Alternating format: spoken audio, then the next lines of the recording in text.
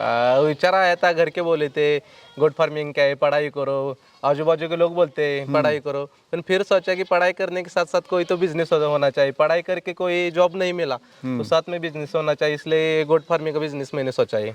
जो फीमेल होती है तो 1500 से 2000 किलो जाती है, उसके क्वालिटी पे डिपेंड करता है। मेल हो तो 800 से 1000 रुपये किलो जाता है क्वान्टिटी पे। सर नमस्कार।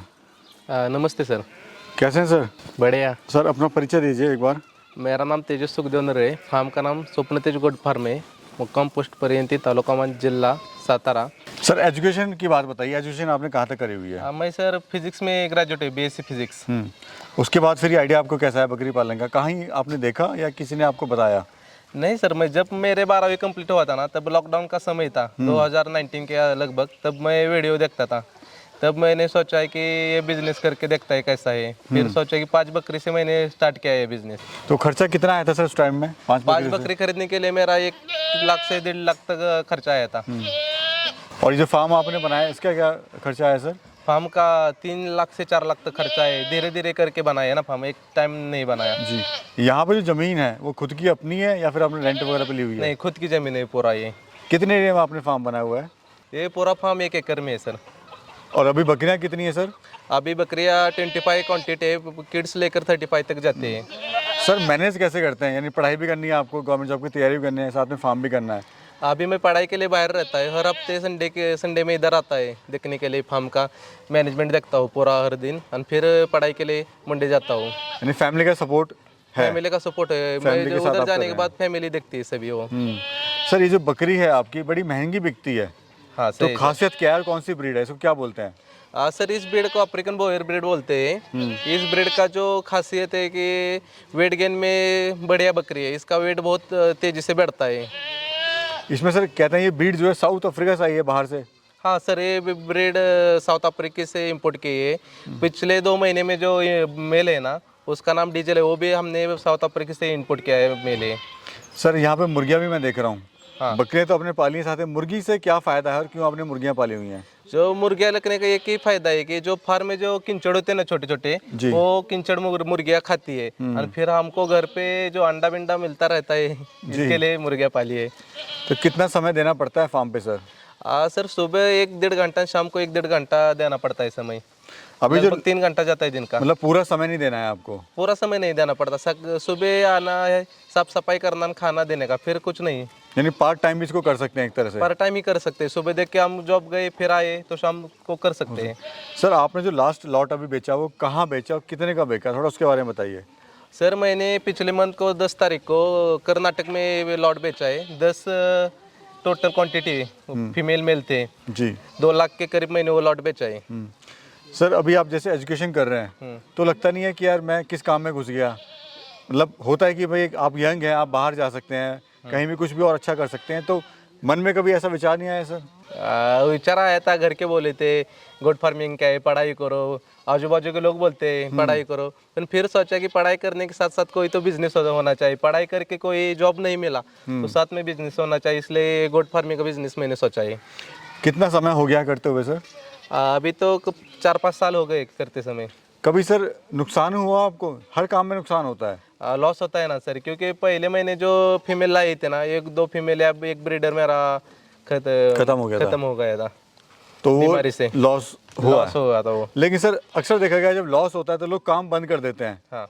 जबकि काम बंद नहीं करना चाहिए, क्योंकि उसके आगे जो है आपका सफ़र काफ़ी लंबा है, जो अगर आप तय कर लेंगे तो सफल हो जाएंगे। हाँ। तो उस टाइम क्या चल रहा था जब आपको नुकसान हुआ? तो मैंने सोचा कि अभी नुकसान हो के सोचा तो फिर पूरा खत्म ही होगा, करके देखते आगे क्या होता है। फिर मैंने शुरुआत करी, हिम्मत की।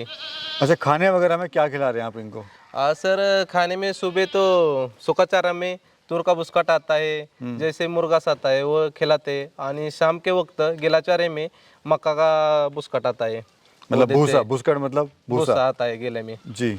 यानी हरा चारा देना भी बड़ा जरूरी है। हरा चारा भी देना जो बड़ा जरूरी है, यानी सूखा चारा देना भी बड़ा जरूरी है। सूखे चारे में फाइबर होता है, इसके लिए सूखा चारा देना पड़ता है, उससे पानी पीते हैं ना भरपूर जी। और दिन में कितनी बार देते हैं सर? सुबह 1 टाइम देते हैं, शाम को 1 टाइम, दिन में 2 टाइम देते हैं चारा। सर किस रेट की बिकती हैं बकरियाँ?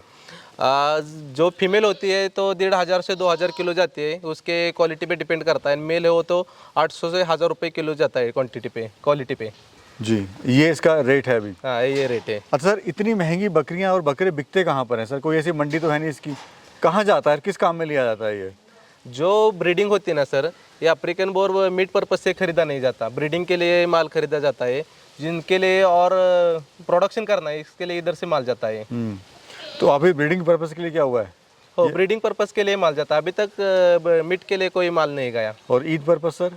ईद पर्पस के लिए मेल जाते हैं बड़े होकर। जो 1-1.5 साल के मेल होते हैं ना, वो ईद पर्पस के लिए जाते हैं। पिछले साल 3-4 मेल दिए थे मैंने ईद के लिए।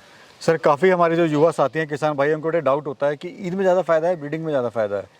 ब्रीडिंग में ज़्यादा फायदा होता है, क्योंकि बच्चा छोटा जाता है ना, 4-5 महीने का बच्चा जाता है ब्रीडिंग के लिए। ईद के लिए 1 साल 1.5 साल का बच्चा करके फिर बेचना पड़ता है। और मार्केट सर, शुरुआत देखिए, जब कोई काम शुरुआत करता है, आपने शुरुआत करी होगी, तो उस टाइम बड़ा डाउट होता है कि भाई मैं पैसा लगा तो रहा हूँ, मेरा माल नहीं बिका तो क्या होगा? तो उस टाइम आपके मन में ये चल रहा होगा कि मेरा माल नहीं बिका तो क्या होगा? तो उस टाइम मार्केट कैसे आपने बनाई अपनी, ये बताइए सर। मैंने ताकि आपके जो सवाल का जवाब है वो बाकी लोग सुने और वो भी अपनी मार्केट बना सकें।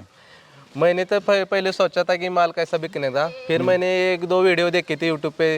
ये बोला कि आप कैसे आए, वैसे यूट्यूब ये सोशल मीडिया फॉर्मेट बहुत अच्छा है मार्केटिंग के लिए। फिर इंस्टाग्राम में रहते, उधर ऐड डालता हूँ, उधर से हमारा कॉल आते। अभी जो प्रेग्नेंट फीमेल है, उसके जो पेट में बच्चे हो, वो भी भूखे। यानी जो सोशल मीडिया के थ्रू मार्केटिंग होता है नहीं। एक बार आपका माल किस कस्टमर को दिया तो वो कस्टमर आगे आदमी को बताया, इधर से माल आता है। माउथ टू माउथ एडवर्टाइज बहुत होता है। जी सर, बच्चे देने की कितनी क्षमता होती है इसमें?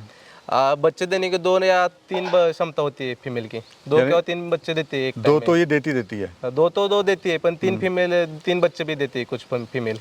सर बताइए, बीमारी वगैरह के बारे में थोड़ा बताइए इसके बारे में। अफ्रीकन बोर में बोले तो बीमारी बहुत कम है।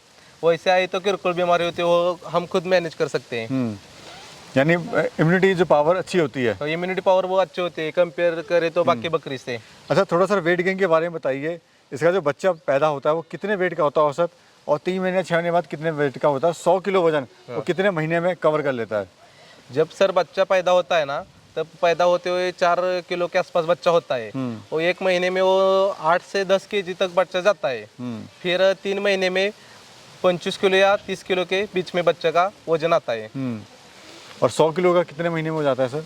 100 किलो में साल में हो जाता है सर। हो जाता है 1 साल के लगभग। जी सर, बताइए, अगर कोई शुरुआत करना चाहे बकरी, थोड़ी सर मौसम का यहाँ पे थोड़ा सा गड़बड़ हो गई है, हाँ, कोई बात नहीं।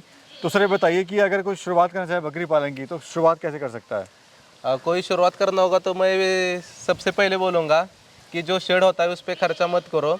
3-5 बकरी से शुरुआत करो, क्योंकि हमें समझ आता है कि मैनेजमेंट कैसा होता है।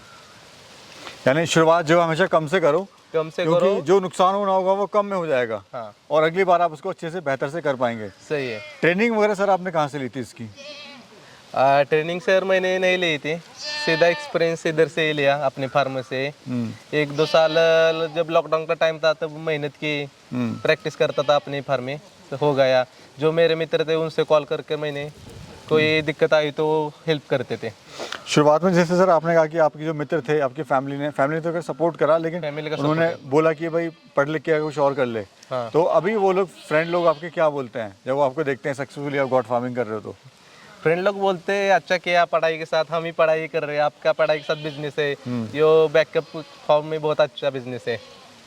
और प्रॉफिट क्या ले लेते हैं सर आप? प्रॉफिट सर 1 साल का बच्चे बिक कर कोई जो बकरी होते हैं वो भी बिकते हैं हम। 8 से 10 लाख के लगभग प्रॉफिट होता है। तो अभी क्या आप प्लानिंग क्या है अभी आपकी आगे? आगे सर प्लानिंग यही है कि 30 बकरी की 50 बकरी करना है, और एक शौक है 50 बकरी करने का, इसलिए वो करना है। मतलब आगे आपका जो जुनून है वो काम करना ही करना है? काम करना है। सही बताइए, जो आपका बकरा है, हाँ। ये मैं देख रहा हूँ बड़ी अच्छी क्वालिटी का है। हाँ। क्या क्वालिटी है, कहाँ से आपने लिया इसको? सर ये बकरा फुल ब्लड का बकरा है, साउथ अफ्रीका से सीधे इंपोर्ट किया है बकरा, इंपोर्ट का बकरा है ये, अफ्रीकन बोर का। मैंने सर देखा कुछ फार्मर जो है बकरा और बकरी तो बेचते ही हैं, साथ में मेटिंग से ही पैसा कमाते हैं। हाँ। तो वो क्या चीज़ है, किस तरह से वो किसान भाई हमारे इसको कर सकते हैं? आज जिनके पास फुल ब्लड का बकरा नहीं होता, उनकी बकरियां इधर मीटिंग के लिए आती है बकरे के पास, उससे भी हमें इनकम होता है बढ़िया। यानी उससे भी किसान भाई जो हमारे इनकम ले सकते हैं। सर ये जो बकरा देख रहे हैं इसका नाम क्या रखा है आपने? सर इसका बकरे का नाम डीजल है, जो साउथ अफ्रीका रजिस्टर में वो नाम लिखा था, वही नाम है। कितने महीने का है अभी सर वो 2 साल का बकरा है। और क्या वेट होगा सर? 100 kg के प्लस है वो बकरा। जो उसके बच्चे आएंगे वो क्या फर्स्ट जनरेशन होंगे, सेकंड होंगे, थर्ड होंगे? वो सर अपने फीमेल पे डिपेंड करता है। आपकी फीमेल फर्स्ट जनरेशन होगी तो बच्चा आने वाला सेकंड जनरेशन मिलता है, फीमेल सेकंड जनरेशन होगी तो बच्चा थर्ड जनरेशन मिलता है। थोड़ा सा क्योंकि इसको ना बारीकी से समझा दीजिए क्या हो, क्योंकि काफ़ी भाइयों के डाउट होते हैं कि sir first generation second generation क्या है ये? जब हमारी ये फीमेल जो निमकर लाइन की होती है सर, उससे हम जो फुल ब्लड का मेल मीटिंग करते हैं ना, तो बच्चा फर्स्ट जनरेशन का आता है। फिर फर्स्ट जनरेशन फीमेल को हम जब फुल ब्लड का मेल मीटिंग करते हैं ना, वो बच्चा आता है वो सेकंड जनरेशन का आता है। ऐसा आगे आगे की जनरेशन आती है। जी जी। अच्छा सर, अगर बात करें हम पर बकरी की या बकरे की, दिन में कितना डाइट खा लेती है, कितना खर्चा आता है अगर औसत की बात करें एक दिन का? एक दिन में एक बकरिया लगभग 1.5 से 2 किलो खाना खाती है। तो सर ये बताइए, जो बकरी है उसको तैयार होने में क्या खर्चा आता है और उससे कितना प्रॉफिट हो जाता है? सर बकरी तो 1 साल तक हम मीटिंग नहीं कर सकते। 1 साल नंतर 1 साल के बाद जब बकरी मीटिंग करते हैं उससे 5 महीने के बाद बच्चा देती है। उस 5 महीने के बाद 3-4 महीने के बाद बच्चा बिकने के लिए आता है। तो 2 बच्चे होते हैं, बच्चे के 2 लगभग बच्चे 2 60 या 70 हज़ार में जाते हैं। तो वो एक प्रॉफिट है आपका? हाँ, वही एक प्रॉफिट है। जो बकरी रहती है फार्म पे वो एक प्रॉफिट रहता है जी। 60-70 हज़ार की बकरी। अभी कितनी बकरियां हैं सर और कितने बच्चे हैं, कितने मेल है अपने पास में? अभी मेरे पास 25 बकरी है, 7-8 मेल है और 7-8 फीमेल है, जी। यानी एक फुल ब्लड का मेल है। चलिए सर, कुछ कहना चाहते हैं हमारे युवा दर्शकों से जो कुछ शुरू करना चाहते हैं काम, लेकिन सोचते हैं, घबराहट है दिल में, कहीं ना कहीं संकोच है, भाई कहीं फेल ना हो जाए, कहीं घर वाले ना बोल दें कुछ, तो उनके बारे में थोड़ा मार्गदर्शन करिए सर। पढ़ाई के साथ बिजनेस करना चाहिए। आप भी देख रहे हैं अभी देश में कितनी बेरोजगारी बढ़ रही है। जो बिजनेस होगा तो खुद हम अपने पैरों पे खड़े हो सकते हैं, किसी के गुलाम नहीं बन सकते। इसलिए बिजनेस करना बहुत अच्छा है। पढ़ाई के साथ बिजनेस करो, यही मैं बताना चाहता हूँ जो युवा दर्शक है उनके लिए। सर मेरी शुभकामनाएं आपके साथ हैं। आपने इतना अच्छा काम करा और इतनी मेहनत से अपना जो फार्म संभाल रहे हैं, आप ऐसी तरक्की करें और हमारे युवा साथियों के लिए आप एक प्रेरणा है। उसके लिए आपका बहुत बहुत धन्यवाद। आपने फार्म पे बुलाया और हमें यहाँ पे वीडियो शूट करने का मौका दिया। बहुत बहुत धन्यवाद सर। धन्यवाद सर। तो दोस्तों, इस वीडियो के द्वारा हमें यही सीखने को मिलता है कि आप आगे बढ़ें, हिम्मत करें। जैसे हमारे भाई ने हिम्मत करी, आप भी ऐसे आगे बढ़ें। रास्ते खुले हैं, संभावनाएं बहुत हैं, सिर्फ उनको तलाशने की ज़रूरत है। तो अगर हिम्मत करेंगे तो अपने आप जो कदम है आपकी सफलता वो ज़रूर चूमेगी। तो चलो दोस्तों, वीडियो करते हैं यहाँ पे क्लोज और एक नई वीडियो में और एक नए सफ़र में फिर मिलते हैं। तब तक के लिए नमस्कार।